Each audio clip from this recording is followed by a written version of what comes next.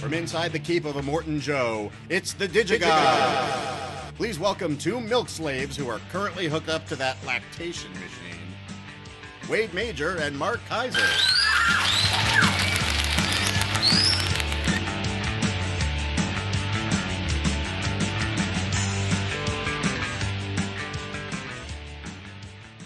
Ew. Corey? Really? Wade gets top billing when it comes to lactation machines. Oh. No comment. That was sent in by Billy Milby, Shiny and Chrome. Oh, Billy. That was a bit too far. Lactation. I mean, I love a good Mad Max reference, but I don't know. That, you know. I just love how you made it seem as if Corey was in the room. And the Oscar goes to Wade Major. Not really. It's not like I'm dancing with Tom and Jerry. Dancing with Tom and Jerry. What does that mean? It was the Gene Kelly when he danced with Jerry, right. not Tom. Tom wasn't part of it. It was Gene and Jerry dancing. You remember that? It's legendary. It is legendary. Yeah, it's great bit of animation, Yes. live action combo-ness. So last week we let off. We had our conference call with our wonderful web designer Kim. Yes, because Wade wouldn't shut up about some movie we didn't care about. Sorry, guys, we had a conference call. We are in the process of designing after many false starts. Yes. And Wade not following through on his promise to deliver needed paperwork on the website that we are designing. That will be a hub for the podcast, our written film reviews. It will grow over time, but yes. And hopefully with your participation and help, it will grow over time. We will have areas on the site where you guys can post your blog entries and thoughts on film or Blu-ray. And so we're in the process of figuring all that out. Yes, we are.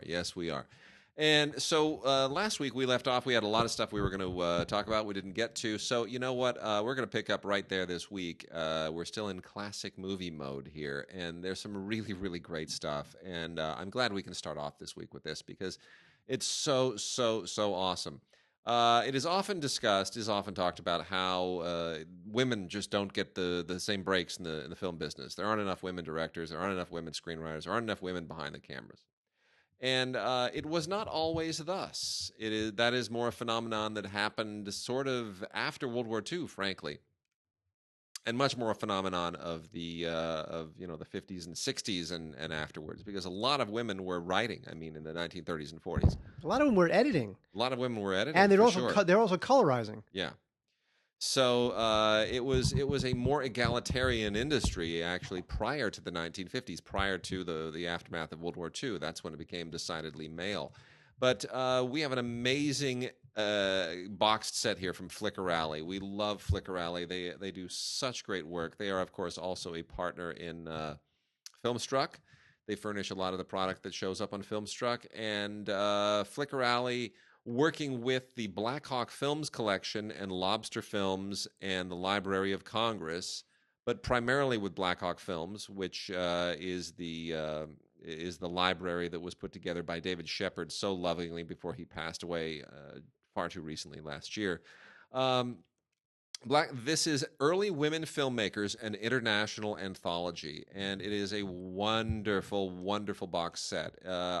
It's entirely curated by David Shepard prior to his passing, and we're talking about 11 hours of material that spans all the way from the early silent era right up into the middle of World War II, 4 decades, really.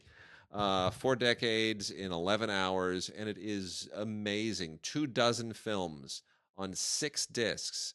It is just absolutely beautiful. And you get names that you certainly should know, like Alice Guy Blaché, Lois Weber, Mabel Normand. These are all names that are clearly still very much a part of film history. Even controversial figures, Leni Riefenstahl is represented here. But then you get others like Lotte Reiniger, Claire Parker, Mrs. Wallace Reed, otherwise known as Dorothy Davenport. There are filmmakers here I didn't even know before. Maya Deren, I'm familiar with. Dorothy Arzner, certainly I'm familiar with. Mary Ellen Butte, had never heard of her. Madeline Brandeis, wasn't familiar. Germaine Dulac, was not familiar with. And the Russian filmmaker Olga, and I'm going to mutilate her name, Olga Preobrazhenskaya. I did better than I thought I would. So it's really, really an amazing collection. There's even an audio commentary here for Lois Weber's The Blot. It's just absolutely terrific. I can't recommend this highly enough. If you're a film history fan, you will love this. Early Women Filmmakers, an International Anthology.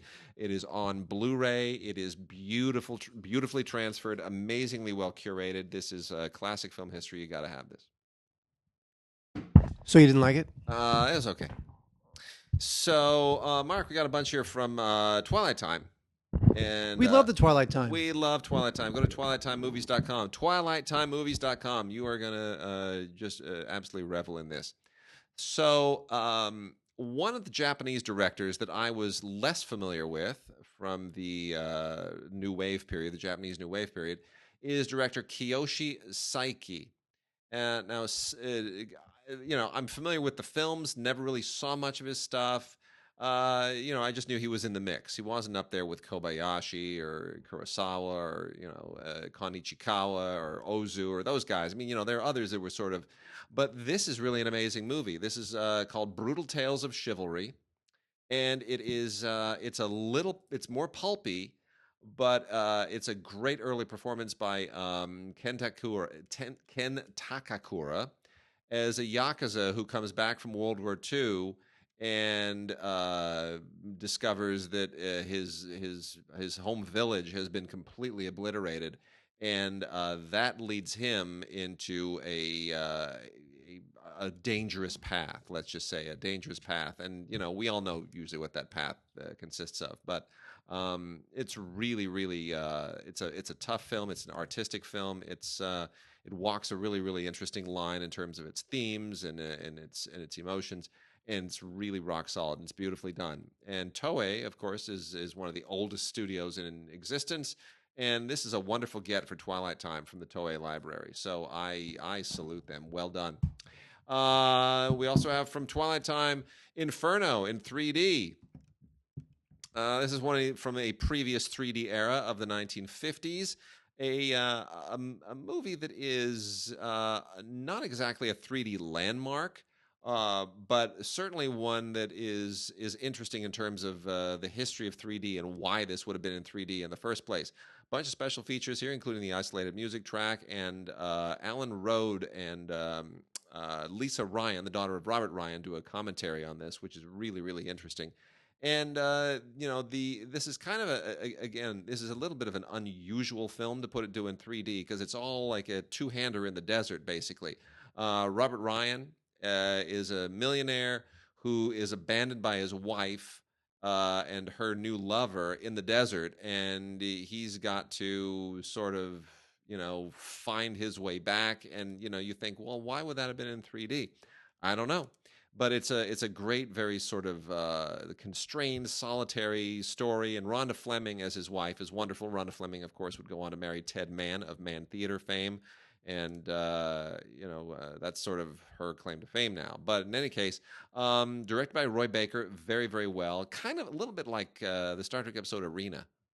There's a little bit of that here. That's Mark's cue to give me the scores. Anyway, good little film. That is Inferno in 3D.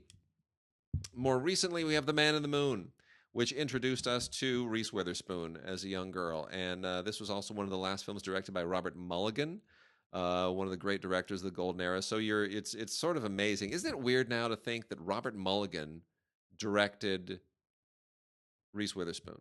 Isn't that a weird thing to think of? And he was also a sitcom actor.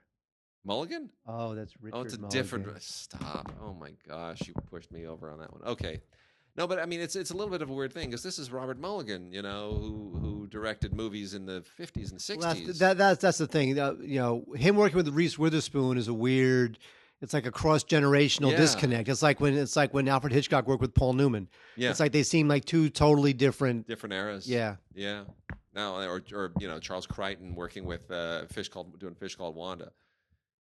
Same kind of a deal. It's just it's fascinating when you get those things. Anyway, it's a very sweet film. Basically, a small town in the South, a slice of life, coming of age. Reese Witherspoon is wonderful. You can tell that she's going to be a huge star. Freddie Francis shoots the daylights out of this thing. Great cinematography. And I think this is another great get for Twilight Time. This is a very old-fashioned movie made for modern audiences and beautifully done by a classic old director. It's really a great get. The Stone Killer. Not one of my favorites. Charles Bronson working with Michael Winner again, 1973. The best thing about this are these supporting performances. Norman Fell, Martin Balsam, all those character actors that we loved from that era. They really top this out. I can't say that it's kind of it feels a little stale as far as mafia stories go. Everything in the wake of The Godfather feels a little bit stale. And a lot of this stuff that was being done at the time of The Godfather and a little bit before and a little bit after, like Requiem or Vendetta for the Saint with Roger Moore, it all feels kind of hokey once you get into The Godfather, But anyway, Stone Killer, it's for you Winner fans of the Winner Charles Bronson collaboration. It doesn't disappoint. It just isn't, it doesn't date terribly well. Year of the Comet it should not be confused with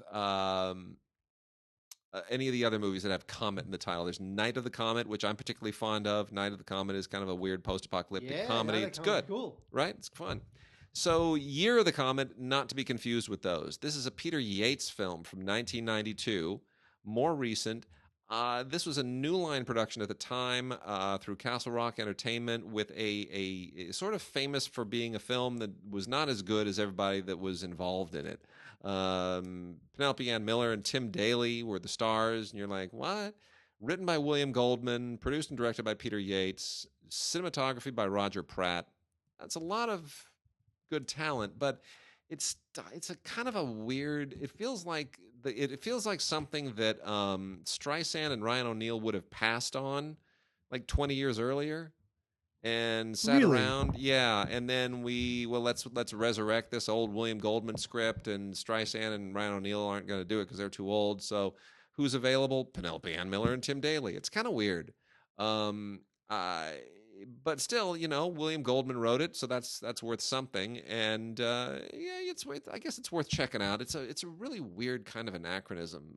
In any case, Year of the Comet. And then lastly, a movie that I think is really, really woefully underrated, Who'll Stop the Rain, starring Nick Nolte when he was still kind of young and strapping and a leading man. Beautifully directed. This is from 1978. Beautifully directed by Carol Rice. One of the more solid European imports from that time, and based on a novel by Robert Stone, who also co-wrote the screenplay. This is I'm not familiar with the novel, which is Dog Soldiers, which I think would have made a better title than Who'll Stop the Rain. Doggy. Right, Who'll Stop the Rain, like Dog Soldiers or Who'll Stop the Rain. Which title are you going to go with? It's the Creedence Clearwater song. It's a Creedence Clearwater revival song, Who'll Stop the Rain. Yeah, but why would you name... It's not, I guess. Okay. In 1978, is that song still really all the rage? Well, it's not that it's all the rage. It's that it's thematically the song matches the movie. Okay. Well, anyway, I guess. This movie was unfortunately really overrated, not overrated, but overshadowed in 1978 by The Deer Hunter because they had similar stories in many respects. And The Deer Hunter, of course, went on to just win all kinds of awards and Academy Awards, and it took the world by storm. And Robert De Niro was a bigger deal than Nick Nolte at the time, so you weren't going to get a lot of. Nick Nolte's a nut job. Huh? Nick Nolte's a nut job. Yeah, well, he is now, but he wasn't. Well, maybe he was then. No, Anyway, he was always a nut job. So, but he's cool. Well, this is basically about it's about a bunch of Vietnam vets and some other guys who get involved in a heroin smuggling plan from Vietnam to San Francisco. Hey, look, we've all been there. and it has a lot of interesting. I mean, it is at once it's a thriller, but it's also very, very much about the fallout of the Vietnam War and what it does to veterans and how you cope in coming home and all that kind of stuff. So a lot of the same themes as in The Deer Hunter. Very different story, but it's wrestling with a lot of the same issues. But again, it just the same year as The Deer Hunter, people overlooked it. So I am going to say Carol Rice and Nick Nolte, much too important of a collaboration. Tuesday Weld, wonderful in this. Much too important of a collaboration to let slide. Twilight Time, wonderful job for digging this one up and handing it to us. Isolated track and a little discussion on the film with the editor, John Bloom. So there's that. Mark, let's talk about some Arrow releases from the Arrow library. Arrow is giving us a lot of stuff this month. Look at this, Wade. Look at this big MFer. And, do you really want... Is that too much Pinhead? You can never have enough. These movies didn't do it for me. These were too cheesy. I was more of like the John Carpenter guy back then. But this is a very impressive box set. Hellraiser. This is Hellraiser, the Scarlet box. Yeah. Which has Hellraiser, Hellraiser 2, Hellraiser 3, and it's got a couple of other discs, including the Clive Barker legacy. It's hard, Clive Barker was sort of not the poor man Stephen King, but he was like the straight horror Stephen King. Well, Clive Barker, but Clive Barker also has a very particular thing that he does, which is very kind of... There's something gothic about his stuff, too. It's not even just gothic. It's rooted in a kind of... It's rooted in two things. So aesthetically, it borrows a lot from sort of homoerotic S&M, right? And in terms of subject, it goes into all kinds of occultism. So it's like he's marrying... Satanism and occultism and that whole aspect of horror and the other world and the netherworld and demons and all that stuff. He's marrying that with the look and the stylings of homoerotic S&M, like ball gags and leather and vinyl and all that kind of stuff. Yeah, and he puts it all together in a really creepy way, and it's his thing. I mean, you see something, look, just like that a Stephen King thing is a Stephen King thing, that a Clive Barker thing is a Clive Barker thing. You just do. Well, Hellraiser is definitely a Clive Barker thing, and the box set also includes a 200-page book, Damnation Games, which is a great look back at his career and his legacy. So if you love Hellraiser, and why wouldn't you? Then I didn't, but I respected the fact that it had a thing, it had a moment, it had a time, people liked it. I would definitely get this Arrow release. This is really a well put together box set. It's Big Mama. Beautiful. Even has the little that diamond cutout, like a little portal vortex. I know. It's all very smart. I mean, it's really smart packaging. Well done, Arrow. Gosh, they've moved into the American market with a vengeance. And from the Arrow Academy line, separate line, so we make sure you keep these things distinct, because if it's Arrow, just that we clarify this, and I don't know that we've ever really drawn this line. Arrow is the wing of they're kind of separate. I mean, they're separate lines, same company, separate lines, but all managed differently. Arrow is all of the kind of genre and cult and pop culture stuff, and Arrow Academy is their Criterion-y foreign stuff. So they're more kind of legit stuff. If Hellraiser doesn't appeal to you, this one will. The Jacques Rivette collection is amazing and to straight up die for. I am a huge fan of Jacques Rivette. I think he's just he is the original French New Wave director. He is the one that paved the way for all the rest of them, even though things like Breathless and 400 Blows were the first to hit. Jacques Rivette is the godfather of that whole movement. He made La Belle Noiseuse, which is 4 hours of a guy painting a naked lady, and it's amazing. It's just I saw that with Norman. Really? Yeah, we went and saw it, and we were just all blown away, completely blown away at the new art. It was amazing. I mean, it's Michel Piccoli and Emmanuel Béart, and she's naked, and he's drawing and painting her and struggling with it. And it sounds like something Norman would like. Yeah, very true. Anyway, this box set is absolutely fantastic. It includes 3 films. What are you listening to? So if you go on Twitter, of course, Go to Michael Giacchino's. This will be way gone by the time you get to it. But go to Michael Giacchino's Twitter account. He posted a 30-second clip, a full orchestral rendering of the Spider-Man TV theme from the 60s. I could play it for you now, but it's not the same. Okay. It's cool. All right. It's weird. So anyway, that reminded me of Spider Pig, and I was playing the Simpsons Spider Pig. Oh my goodness. So that's what Jacques Rivette gets out of you. So Jacques Rivette, after he made the amazing legendary Out One, he wanted to make a quartet of interconnected films that dealt with similar themes, different genres and whatnot, and he never actually completed all of them. But he got through 3. And the first, those 3 are on this box set: Duelle, Noirot, and a film called Merry-Go-Round, which is kind of like the Merry-Go-Round is sort of left over from the ashes of a discontinued film with Albert Finney and Leslie Caron called Marie and Julienne.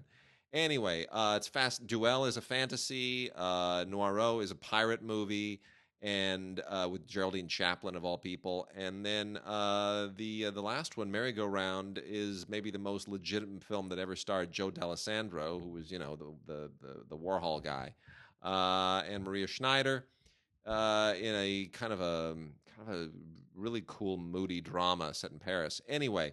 It is a testament to just what an amazing filmmaker he is. Jacques Rivette just absolutely kills it with these movies, and it's a beautiful box set, all on Blu-ray from Arrow Academy. I highly, highly, highly recommend it for anybody who is a French New Wave fan.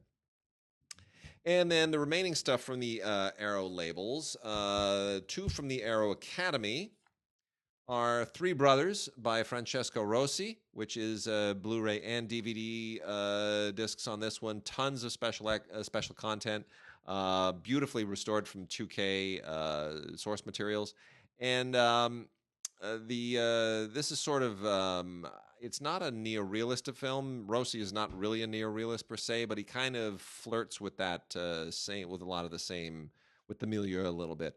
But it's a beautiful movie. It's very much about post-war Italy, and it falls in with a lot of that neorealist stuff. The way that Italian life was changing in the wake of the war, and a completely new society. It's really a beautiful film. And then Marcello Mastroianni in Elio Petri's The Assassin. This is also a Blu-ray and DVD combo set. Also from a 2K restoration done in the Cineteca di Bologna, which does wonderful work. And this is a moodier, stranger, more kind of in a Franz Kafka kind of a realm. It feels a little bit more Third Man-ish in some respects. Well, that's a compliment. Yeah, right. Fla. Yeah, and this is when Marcello Mastroianni was in his prime. And it's kind of a Hitchcockian thing where he's an antique dealer who they suspect of having murdered his lover, and then everything gets into it really, really gets into the weeds at a certain point, and things get very strange, and there's a lot of social commentary in it as well. Perfectly awesome movie. And then the last 5 here from regular Arrow line. Joe D'Alessandro, once again, in The Climber, and this is more kind of pulpy, trashy stuff like we're accustomed to getting from him. It's a gangster movie, basically, written and directed by Pasquale Squitiere, and it's what you would expect for a gangster movie of the era. Brain Damage. I love this is Frank Henenlotter, who's a real exploitation maven of the past 30-some years. Frank Henenlotter made Brain Dead shortly after he made... Brain Damage, made it shortly after he made Basket Case, I believe. It's pulpy, it's schlocky, it's got, it's a little bit psychedelic, and it's on Blu-ray. And, watch it if you sort of enjoy this stuff. I like the tagline here, "It's a headache from hell." It's all kind of there's sort of it's like a retro LSD plot to it. And then let's see, which of these am I going to save for the best? Okay, so we'll go with Caltiki, the Immortal Monster. This is by Ricardo Freda and Mario Bava. It's got it comes from the Giallo era. and it's Italian cult cinema, really pretty much is strictly for giallo fans, people who like Italian movies of that particular giallo period in the 1960s into the 70s. This is for you. It's got tons and tons and tons of giallo stuff on it, extras and discussions and interviews, and I mean, it's like a Criterion trove of stuff. Most people have not heard of Caltiki, so they wouldn't necessarily, get excited by the fact that this exists. But if the word Caltiki, the immortal monster, gets you all excited, then by all means get it. Another Django movie, Django, Prepare a Coffin. This is maybe the best looking Django movie yet on Blu-ray. This is Ferdinando Baldi directed this, and it stars Terence Hill as Django in this case, and it's the usual thing. He's it's like what you get in the Eastwood films. It's like what you get in the other Django movies.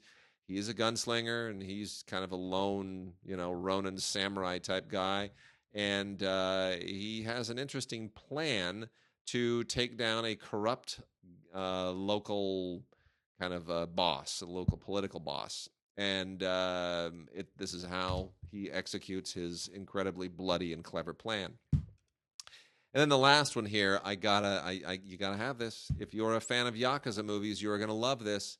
Kinji Fukasaku is the godfather of the Yakuza genre. If there's anybody who's ever been attached to a single genre, a single crime genre, this is the guy. He invented the Yakuza film.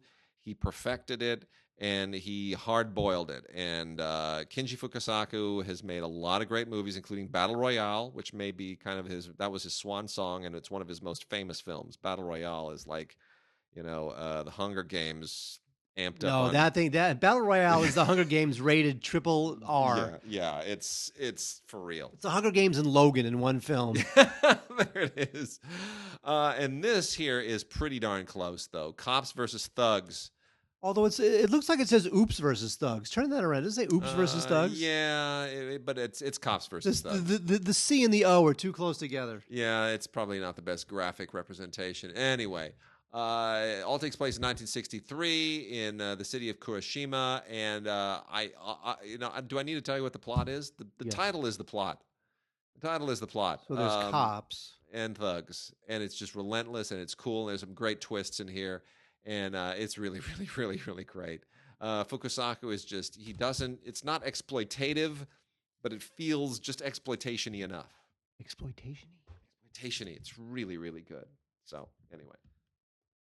Mark, let's do some new movies. Okay, whatever you say, Wade. We might get back to some foreign stuff later. But last week we talked about Resident Evil, which is a show that's gone on way too long. This week, we have another film series that's gone on way too long. Mark, introduce the ladies and gentlemen.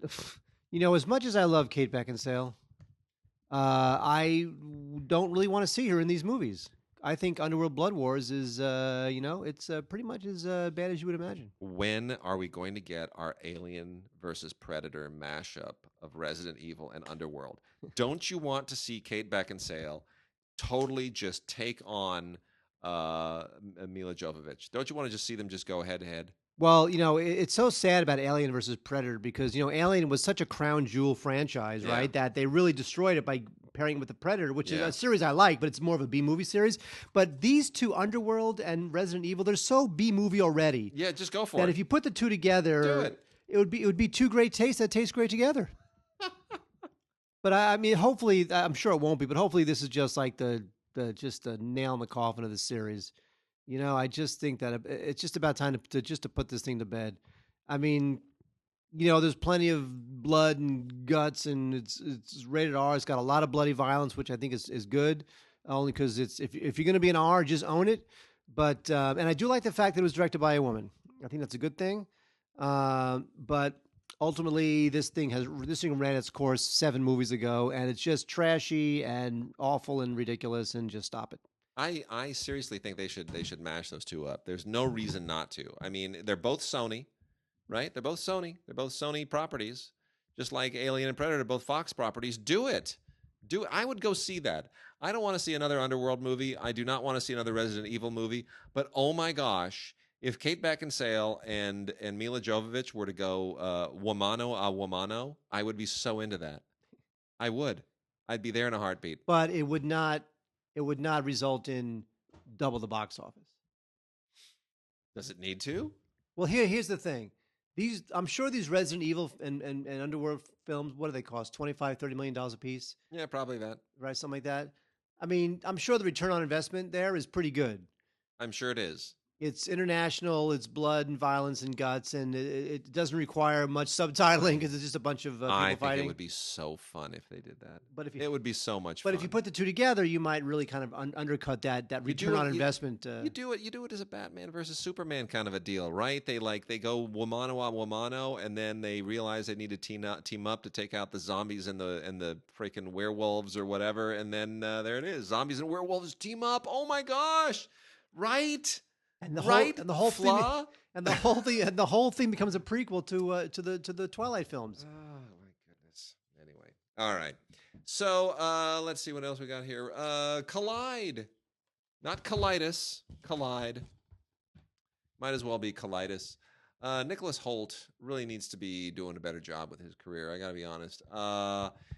This is strange. This is a strange movie that came out of the blue, and I don't quite understand why this movie even exists.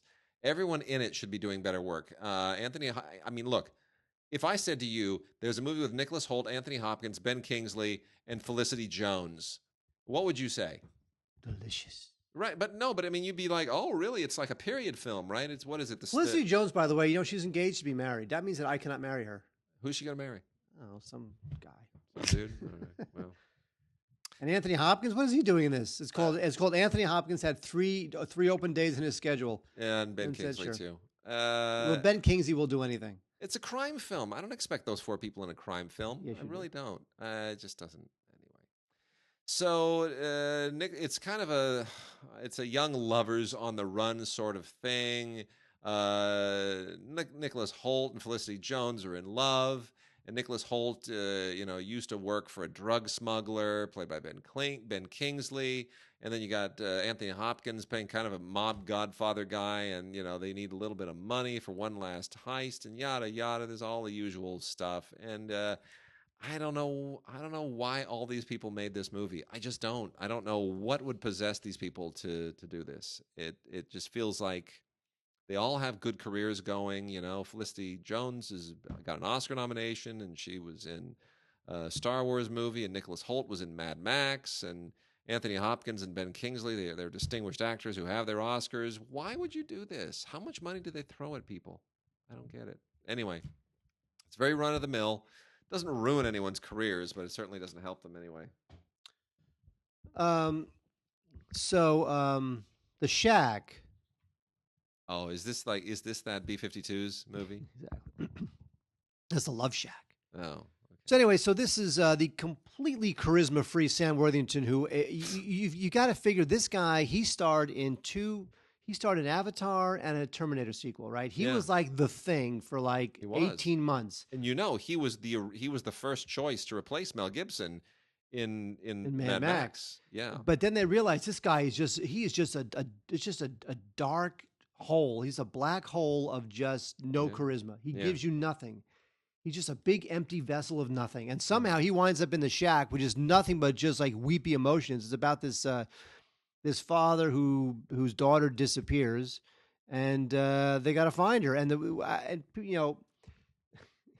Octavia Spencer, God love her. She's so great, and it's so nice to see her getting the acclaim that she deserves. But she's got she basically plays a magical Negro character, a god, right? And it just seems like it's just so she shouldn't be doing this. She's so good. It's just too embarrassing. This is one of those quote unquote faith-based movies. It's a faith-based movie that tries to be mainstream and winds up being neither mainstream nor terribly faith-based. No, it's just sermons and saccharine and platitudes, and it's just. I mean, here's the thing. Sam Worthington gives it about as good as he can. He tries. He's really trying to make this thing happen. But I just look at this guy's face, and he gives me nothing. Yeah. So the Shack, it was made by one of the guys who did Blindside, which you liked, and I didn't really like that much. Yeah. And then we've got Groundhog Day without jokes. and without Bill Murray. In Before I Fall, strange thing to want to do. I don't really understand the impetus in even pitching that.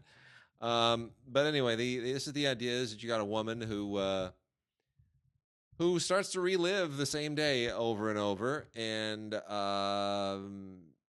it's supposed to be kind of like a life lesson thing, I guess. It's not terribly interesting, and it doesn't find any great poignancy in doing that. So I'm trying to figure out why somebody would even respond to that pitch. It's like Groundhog Day, except without jokes and without Bill Murray. At that point, why? And without Harold Ramis. I don't really get it. But anyway, it's on Blu-ray, Ultraviolet. Just about everything has Ultraviolet now. The Blackcoat's Daughter is an okay horror film with Emma Roberts. This is also Ultraviolet, Blu-ray. Lionsgate released this. The Emma Roberts should be doing better material than this. I really, truly. This is a horror When film. I see Emma Roberts, I'm like, I want you to be what Anne Hathaway was during Princess Diaries. Right. Like this charming young woman who's going to, she can go on to great things. Yeah. And that's not what she's doing. No, it's not. Anyway, the whole thing is like it's one of those horror films that is, as so many horror and thrillers are. It takes the prep school, the private school, the boarding school as prison or as apocalyptic landscape, whatever. It's a metaphor. And in this case, the prep school is a place where she and a classmate are stranded after their parents don't come and get them, and it gets colder and it's winter break, and suddenly it turns out there's something else that's haunting the environs. The Blackcoat's Daughter. What's weird about? Look at the studio who made this. We were talking about this studio. A24. A24. Yeah. The A24 is such a promising, it's an unusual thing for them to want to get behind. Lionsgate is releasing it on Blu-ray. A24 released it theatrically, but yeah, it's whatever. It's a weird time for like these new upstart distributors like A24. And you know what? There was a big article, actually might have been in Vanity Fair also, of with Jason Blum. Blumhouse. I heard that. You know what? He's a smart guy. Yep. At first, I thought he was just some horror guy. He's a real smart guy, but he's more marketing than anything else. Let's be honest. Jason Blum is not doing anything. I just had this conversation with somebody else the other day. Jason Blum is not doing anything that Roger Corman, that Sam Arkoff, that a million other guys before him did not also do to great effect and to great prosperity. I mean, he is following a model that has been pioneered dozens and dozens of times. What he's doing differently is that as soon as Paranormal Activity hit, he went out there and he marketed the hell out of his brand. And it's a brand now. So he's smart, but he's as a filmmaker, he's not doing anything new. He's not reinventing the wheel. But as a marketing guy, he's branding himself in a really brilliant way. Yeah, but if you look at something like Get Out, that's not an easy film that's like a real movie. Yeah. Corman did some socially conscious stuff that he kind of doesn't get credit for. But still, that's Blumhouse. All right, now we're going to talk a little TV. We got a couple of complete series box sets. One of them I know makes Mark very, very happy. I know he's going to want this on his shelf. Wait, I'm about to drop the mic. You're going to binge this for the next month and a half, aren't you? What is it? Oh, Duck Dynasty. You know what's funny about Duck Dynasty and this huge box set is that I just can't see people who like this show having enough money to buy a Duck Dynasty complete series box set. It is a little weird, but it's all 130 episodes, 11 seasons on one gigantic box set. This, of course, is not Blu-ray. This is DVD, and I don't know what to say about the show. The show is a phenomenon for a while, and then, of course, after a while, you get the crazy old codger who winds up saying something about something controversial about God or blacks, whatever he said, and then before you know it, the House of Cards falls apart. Yeah, well, but last episode is an actual lynching. It's a very special episode. But describe the artwork on the cover. It's the four guys, the four main guys, as if they're on Mount Rushmore. That's it, and that's how the fans of this show feel. It really is true. That's how they feel. We also have a complete series, long overdue, of Heart to Heart, a show that I watched relentlessly when it was part of that amazing ABC lineup in the 70s and 80s that took us all the way from, I mean, do you remember the Yay. commercials? Do you remember the commercials every year when ABC was number one? We're still the one. They keep playing that song. Still the one. Remember those commercials? It Yeah, was great. of course. There was one where everybody's in balloons. Like Fonzie's in a balloon, an air balloon, and he's waving to the Charlie's Angels girls, and they're waving back, and then the Love Boat people, Darren McGavin is up there, and it's great. Wait, I'm trying to find it. Are you trying to find that commercial? Oh yeah. Well, Heart to Heart was part of that. Starsky and Hutch and Oh, still the one promo. Beretta, and it was great. There it is. That's it. That's the commercial. That's it. Terrible. That's it. Those were great. Still Good the one by the times. Orleans. So anyway, Heart to Heart was one of the best shows. Look, I mean, they're rich, they're in love, they're great. Robert Wagner and Stephanie Powers, and created by the guy who created I Dream of Jeannie, Sidney Sheldon, no less. Come on. It's great stuff. Lots of fun. And the thing with solving crimes. They had what's his face as the chauffeur. Oh, I know the Lionel Stander. Yes. The thing about Stephanie Powers, right? Yes. Is that you look at her now and you're like, God, she's beautiful. But when you watch the show, she didn't seem beautiful. Yeah, she did. No, She was awesome. It was there's something about the hair. She got the was 70s awesome. hair going. It's great though. She because she segged into this after she did so well on the Bigfoot episodes of the $6 Million Man, which was also part of that ABC lineup. She played Bigfoot. Were there any other network shows at the time? Did CBS and NBC have anything in the 70s? Because I don't remember it. Well, CBS like was more Columbo and All in the Family, and well, CBS is more of a sitcom factory, right? They were. Yeah, All in the Family, and they had those sorts of shows. Mary Tyler Moore shows. Yeah. Anyway. ABC was killing it this time. Now, so get this. That's all I'm going to say is get this. Complete series, Heart to Heart. It's a whole lot of fun. It's fantastic. 110 episodes. It's great. Absolutely great. Loads of fun. Cannot get enough. Shout Factory. You outdo yourselves every single week. But here's the thing. Have you heard about the new Heart to Heart? There is a new Heart to Heart. They're doing a new Heart to Heart. You've heard this, right? I have and then forgot. They're doing it as like two gay guys. It's like a gay couple. Okay, now do you like that or not like that? Well, I don't have a problem with the concept of like two gay men who are detectives, but why do you have to call them Heart to Heart? Like that's not hard. Heart to Heart is, like this is Heart to Heart. Let this be Heart to Heart. Don't take the name and then slap it onto a totally different show and then pretend like it's the same thing. It's funny because Heart to Heart has been around. Call it the gay version of Heart to Heart, but we're going to call it like, Stramwell and Clucky, or I don't know what. Stramwell and Clucky. I am so on board with Stramwell and Clucky. Something else. You're cheating if you're borrowing. It's not Heart to Heart. It's just the same title. But what's funny you're cheating. What's funny is that it's Heart to Heart was so long ago that when you're in a room pitching, why don't we redo Heart to Heart? It was a hit in the 70s. Yeah. Anybody who remembers what that show is probably so old and has become so conservative that they don't want to see gay people on television. Why do you have to do The Odd Couple again with black guys? Do two black guys who don't get along and they're roommates and call it something else. Because you know why? Because then you'll be losing dozens and dozens of articles about the reboot of Odd Couple. Blank Network rebooting blank. It's so callow. It's just so calculating. Yeah, you'd work on one in a second. Yeah, well, yeah, I'd take the work. Of course, I'd take the work. Exactly. But it doesn't he's make a sellout. it good. He's a sellout.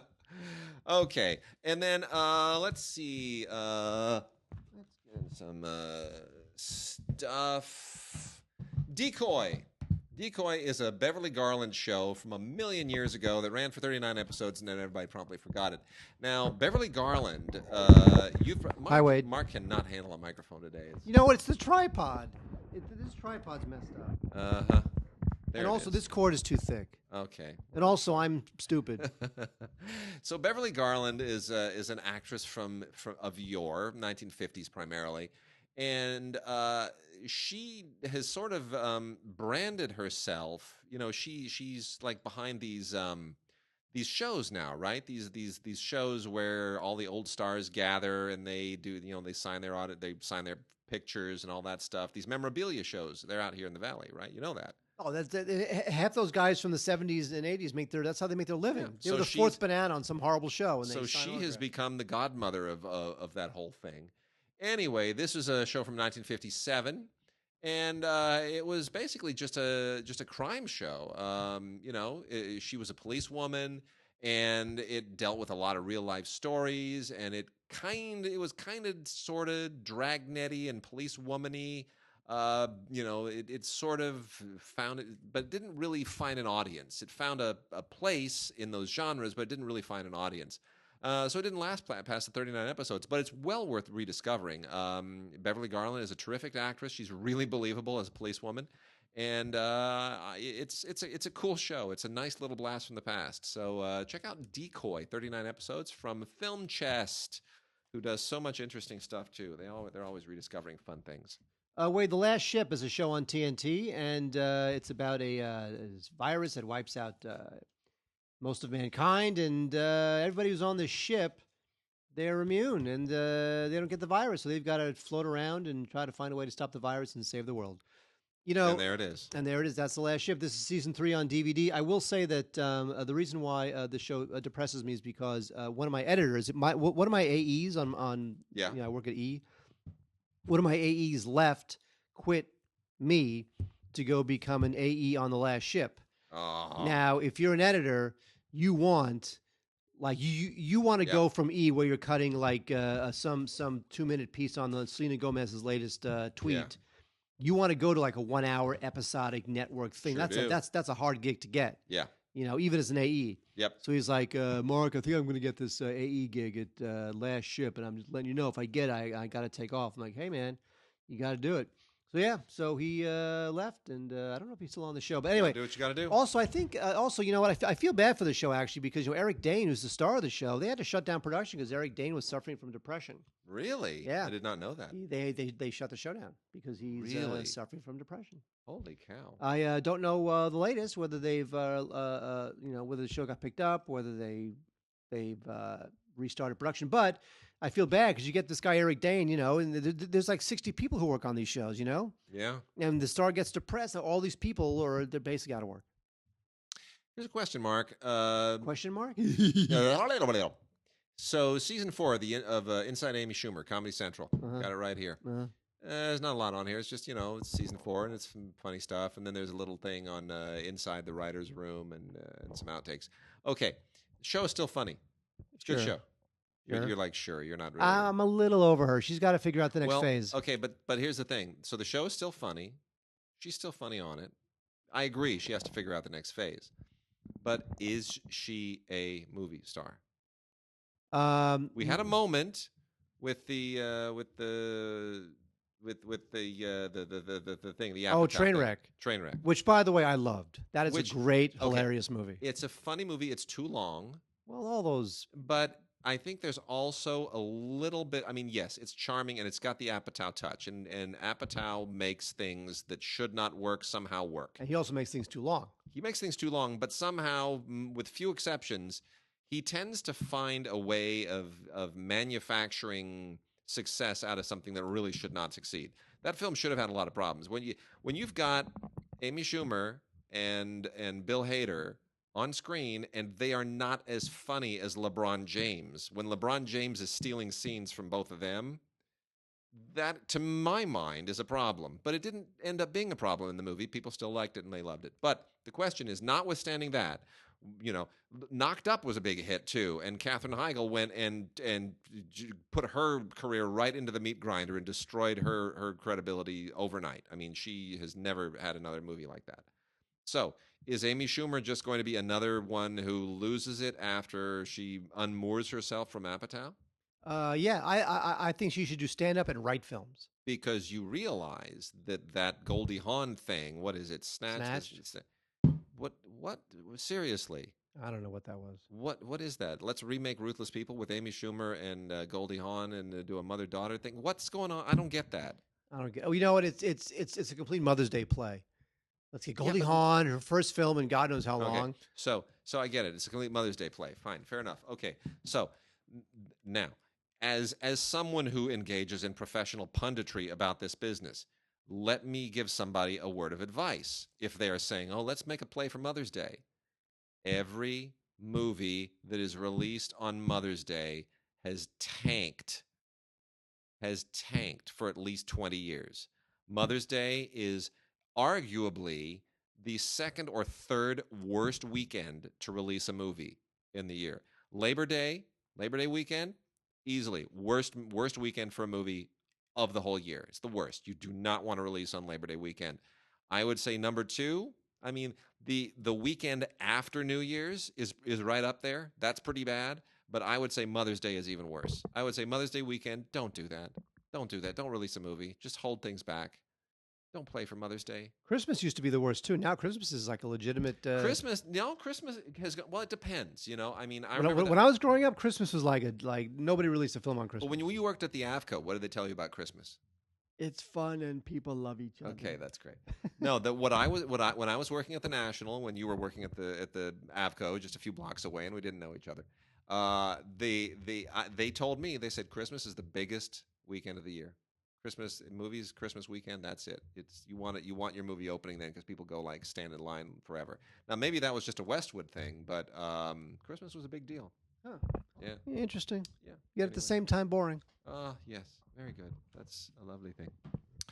Let me hit a few Britishy things here real quickly. Dark Angel, starring Joanne Froggatt of Downton Abbey fame, in a very interesting twist and turn. She, on Downton Abbey, she was wonderful, and she was thought to have been guilty of a crime at one point, which she wasn't, and we were also relieved because we just loved her, and we celebrated her pregnancy and birth at the end of the show, and that was fantastic. Here, she stars in Dark Angel, which is the true story of Britain's first female serial killer. It is a story I was unfamiliar with. It's based on a book called Marianne Cotton, Britain's first female serial killer, and it's really, really good. And it's got a great cast, a lot of familiar faces, and just really good, solid British television production. It's really, really good. And there's behind-the-scenes stuff here. And I highly recommend it. It's a great kind of a. It's not Victorian England. I guess it's kind of I guess it is Victorian England. So it's it's Marianne Cotton who killed people in Victorian England, late Victorian. It's late Victorian, pre-Edwardian. And then that's Dark Angel. It's really good. And then also in the same vein, a little bit different, a little bit more more ensemble-ish. Victorian Slum House, and this is a really novel kind of an idea. So this is what you would call, I guess, what they refer to as a living history series. And there's a lot of London. If you've been to London, you know that a lot of London has not changed in, like a lot of Paris and a lot of old European cities hasn't changed in, centuries, at least 150 years. So part of the East End, they take here and it's, they resurrect the current East End to its Industrial Revolution era, Victorian era look and feel and style and everything else. And you take a bunch of current families and you force them to now live what is basically a pre-industrial or early industrial revolutionary Victorian life. And you chronicle that. And it is it's really quite interesting. It's I don't know what we can necessarily glean from this. It's not like it's really teaching you anything other than how people react in certain circumstances, kind of like those prisoner and warden scenarios that always go awry. But you're recreating the 1870s, the 1880s, the 1890s, and it's quite interesting. It's a little more gimmicky than I would like, but there is something to it. So something to it.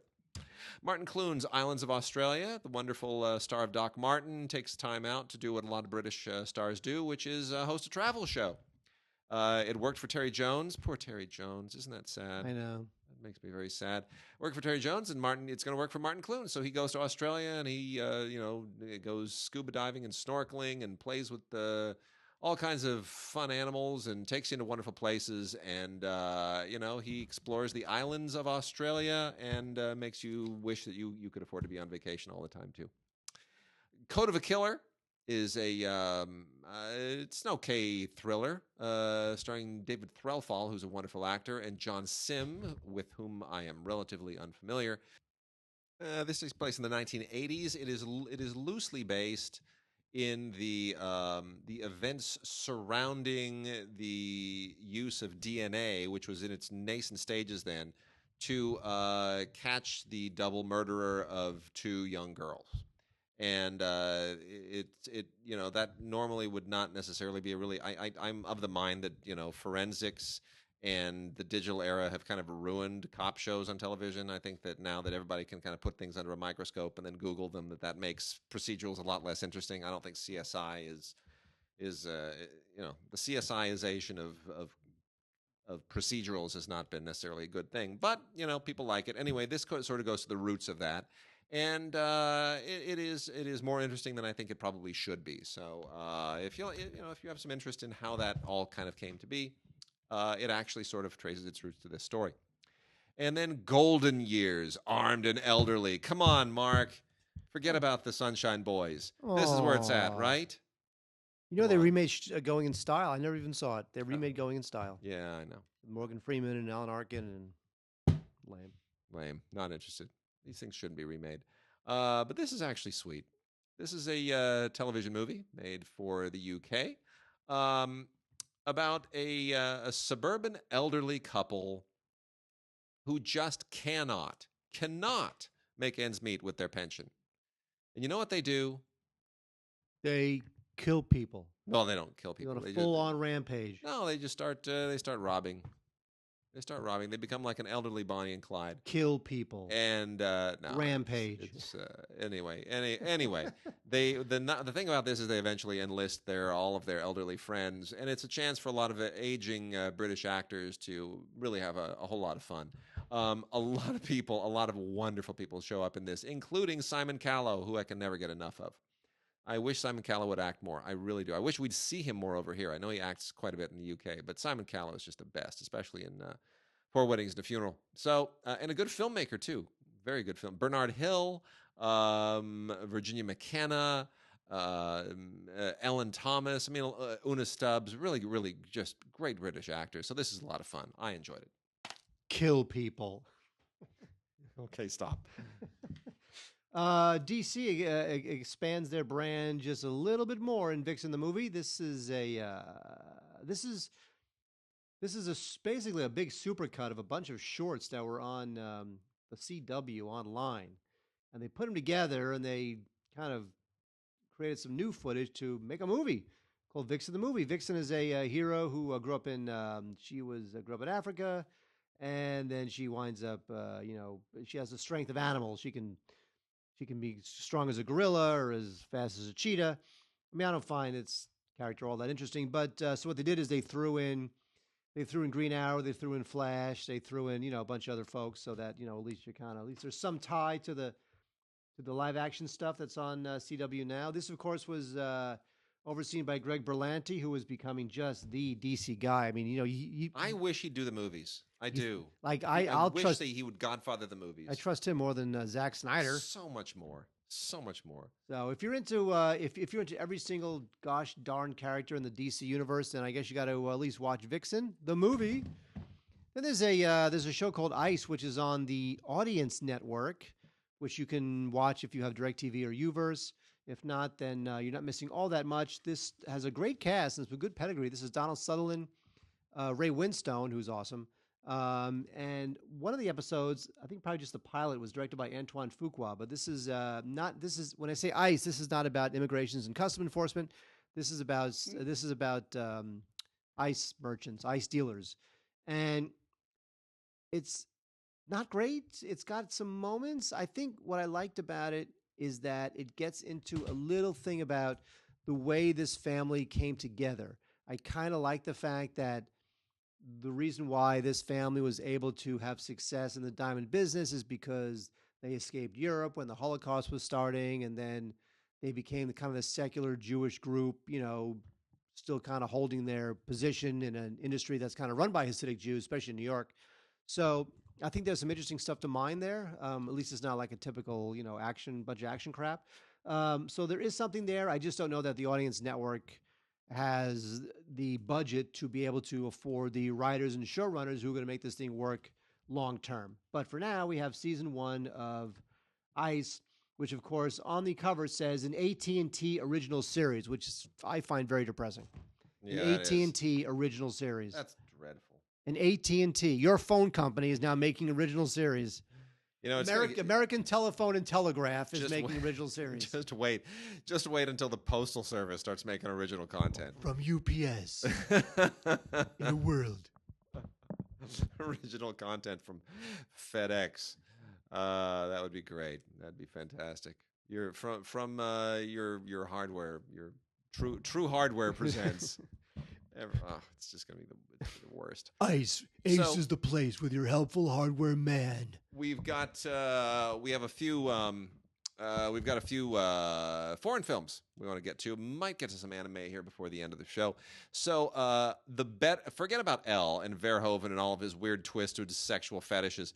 The only reason that L worked was because Isabelle Huppert was in it. Without Isabelle Huppert, if you stick like Sharon Stone in that, it's just another trashy Verhoeven movie about sexual obsession and him wanting to just show nasty. I just did not care for Elle. I get why people liked it. I didn't care for it either. No, but she's great in it. I'm watching and thinking, God, am I missing something? Yeah, but you know what? The better Isabelle Huppert film from last year, which got overshadowed, Things to Come. Things to come. Things to Come. Yeah, good. We like this. We like this a lot. It's a real performance. It's not Isabelle Huppert doing what everybody always casts her to do, which is to be the unpredictable, cold, schizophrenic ice queen with something up her sleeve and, a little bit mentally unstable and a few screws loose. And, she's been playing that so much. And she's great at it. And she does it better than anyone else ever has. But she's also a great actress at everything else. And she can do all kinds of things. And this is about a woman who is a teacher. She's a professor. And you would think she has a great life with, her kids and her husband, who's also a professor, and then everything just collapses. And her husband's going to leave her, and now she's sort of at a point in her life when you're supposed to be settling into the fact that everything is now stable and your choices have panned out and you have family. Now she has to reinvent her life. And Things to Come is a wonderful, wonderful, wonderful movie. Written and directed by Mia Hansen-Løve, who's one of the best of this new crop and new generation of French filmmakers. This is just this is a wonderful film. It won Best Director at the Berlin Film Festival last year. And it is incredibly well written, incredibly well directed, and beautifully acted. And it is on Blu-ray. And you've got to check it out. This is from MPI, Things to Come with Isabelle Huppert. Absolutely beautiful movie. And then a couple of criterions before Mark will share with us his thoughts about his favorite vegetable. We've got a couple of criterions here. Ozu's Good Morning, to go along with all the other great Ozu that has been released by Criterion. Yeah, it's based on the song from Singing in the Rain. Good morning, good morning. Okay, thanks. All right, fair enough. So this is once again, it's classic Ozu. It is it's all about the struggle, the generation gap in Japan in post-war society, and except this one's a little funnier, a little sweeter, a little bit more of a frolic. Made in 1959. Just kind of there on that turning point with the Japanese New Wave before it goes into a heavier, darker place for a lot of filmmakers. But it's a film that transcends even the issues of Japanese culture. If you are just trying to work day to day, get along with your parents, deal with all the crushing realities of the 1950s, this speaks to you. And it speaks to you in Japan, speaks to you outside of Japan. It's great. Also includes a 1932 silent comedy, I Was Born But, which was one of Ozu's earlier efforts before the war.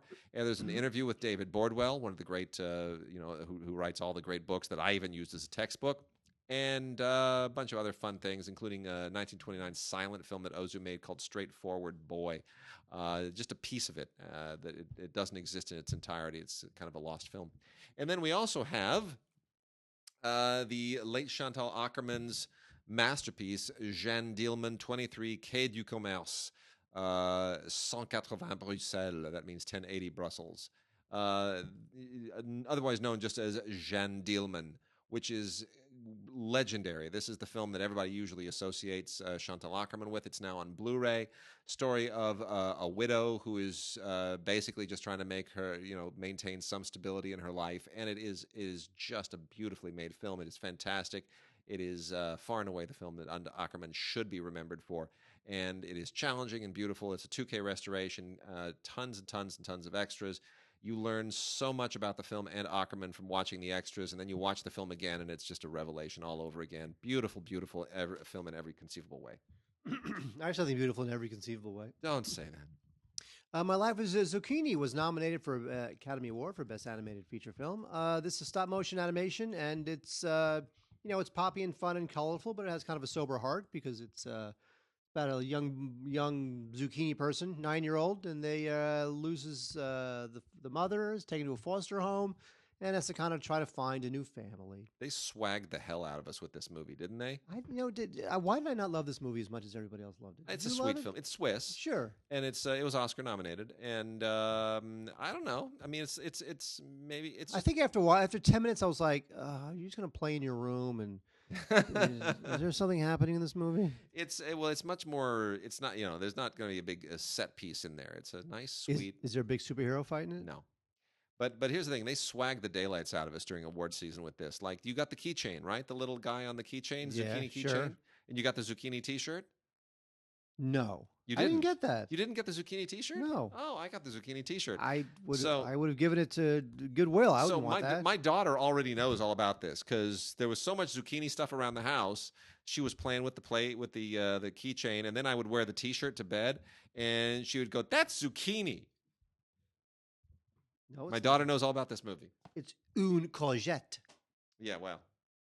Ma vie de courgette. That's yes, that's it's that yes, that is what the actual French title is. Anyway, which not bad, the English voice casting that they do in the dub version, not bad at all. I agree. Nick Offerman and Amy Sedaris, Will Forte, it's good. Yeah.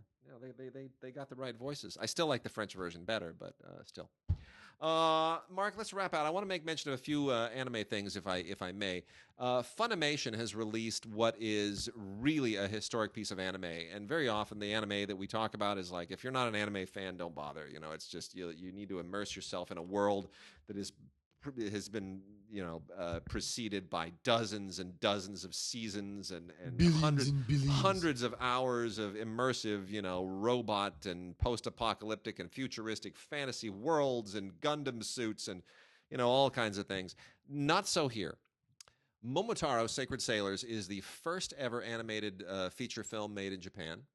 It was a World War II propaganda film, especially. It was fully funded by the Navy Ministry, and then kind of fell out of circulation after the war for all the obvious reasons.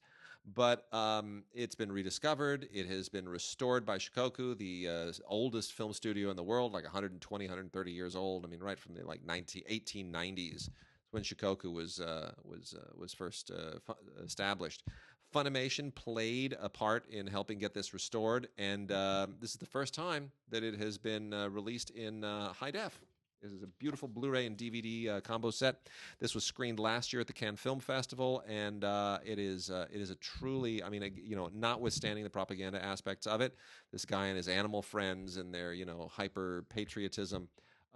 It is and rooted in Japanese folklore, I would add, but this is truly really an exceptional milestone in animation history. Momotaro Sacred Sailors, really, really an amazing film worth rediscovering especially. And let's see. Well, I guess as long as I mentioned Gundam, let's throw another Gundam on the docket. On the Barbie? We'll go out with yet another terrific Gundam release from The Right Stuff, part of the Sunrise Library. This is Mobile Suit Gundam movie trilogy on Blu-ray, and this is the series that actually launched the Gundam. The Gundam series. These are three feature-length Gundam films that introduce the world of Gundam and the Universal Century and Amuro Ray and everything that is part of the Gundam universe and the Gundam myth and the mystique. This is where it begins. And these three films kind of launched it all, and then it really caught fire, and now it's just exploded, and there's more Gundam than anybody knows what to do with now. So really, really a little bit of film history here as well. More specific to anime history if you're not really into the Gundam thing. But if you want to start, you don't have to know all the world of Gundam. This will introduce you. These three movies, Gundam Trilogy, Mobile Suit Gundam movie trilogy from Sunrise and Right Stuff. And with that, Mark, I think we are done. What's in store for you this summer? What movies are you really looking forward to? Well, I already saw Alien. Yeah. What else is going on? I guess Spider-Man. You're looking forward to Wonder Woman? I mean, I'm more curious than I am looking forward. Yeah. I don't have much hope that it'll be great. Well, I'm just hoping it winds up being good. Okay. Well, it's coming out this Friday, and I will see it probably tomorrow or the next day. So I will have my Wonder Woman thoughts very soon. All right. With that, we are done, and we will see you guys next week.